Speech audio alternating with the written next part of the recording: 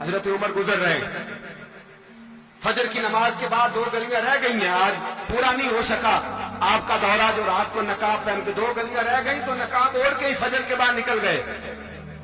ایک چھپر ہے چھوٹا سا، ایک کٹیا ہے جھونپڑی، بوڑھی اماں بیٹھی ہے، عمر فاروق گزرنے لگے، بوڑھی کو پریشان دیکھا، اماں جی اجازت ہو تو اندر آ جاؤ۔ بوڑھی کہنے لگی چل دوڑ جا اپنا کام کر، کیوں اجازت دوں؟ تیری مہربانی اماں آنے دو۔ کیا دوڑ جا؟ تیری مہربانی اماں گزارش ہے، چلو آ جاؤ۔ حضرت عمر فاروق فرمایا کرتے تھے میں نے اس عورت سے آئین سیکھا ہے، آئین، میں نے اس سے قانون سیکھا ہے، اس بری عورت سے۔ اندر آ گئے عمر فاروق، اماں کیا پریشانی ہے، کیا بات ہے؟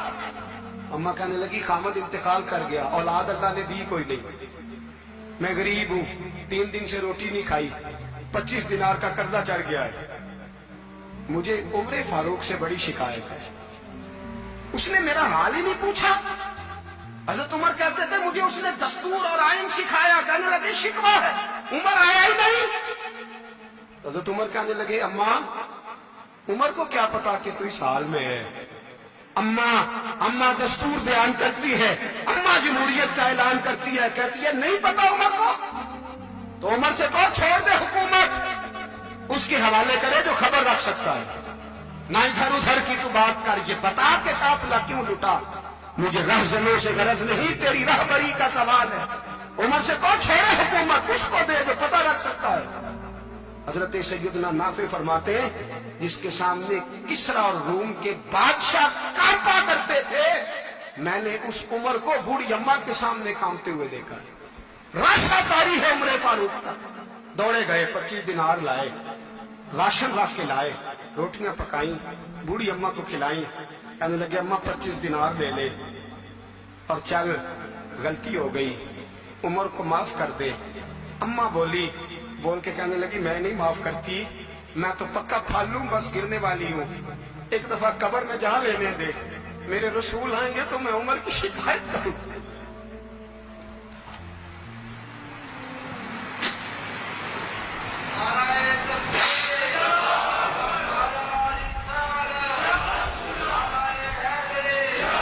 فرمایا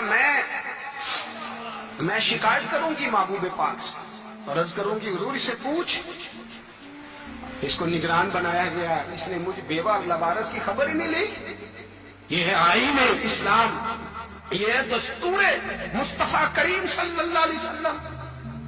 یہاں کتنے غریب بھوکے سوتے ہیں، کتنوں کے بچے روز اغوا ہوتے ہیں، کتنی مصیبتیں، گورنمنٹ کہتی ہے کچھ بھی نہیں کچھ بھی نہیں کچھ بھی نہیں، افواہ ہے، افواہ ہے تو اس کا علاج کیوں نہیں ہوتا؟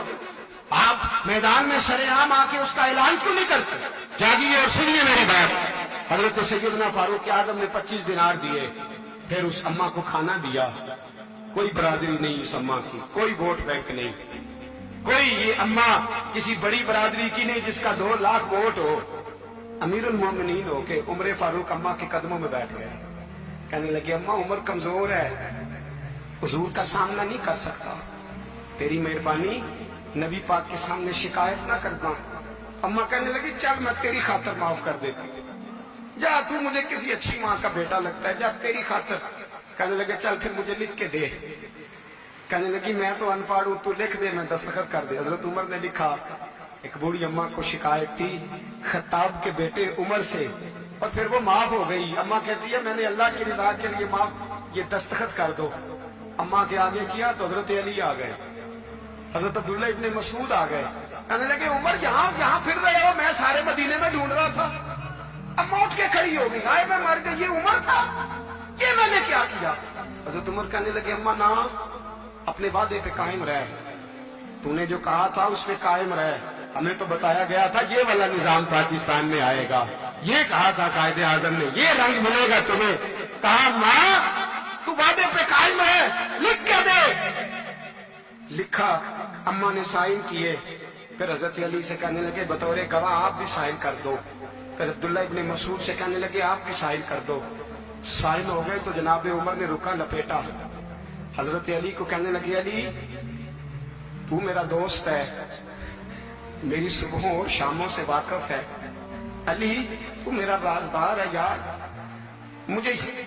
यकीन है कि मैं तुझसे पहले मर जाऊंगा, जब उम्र का इंतकाल हो जाए तो ये रुक्का मेरे कफन में रख देना, ये रखना मेरे कफन में। अली कहने लगे फिर क्या होगा? और मैं जब नबी पाक मेरी कब्र में आके पूछेंगे ना, बता तू हुक्मरान था क्या करके आया है, तो फरमाया मैं रुक्का निकाल के अर्ज करूंगा, सोने एक अम्मा नाराज थी मैं उसे भी राजी करके आया।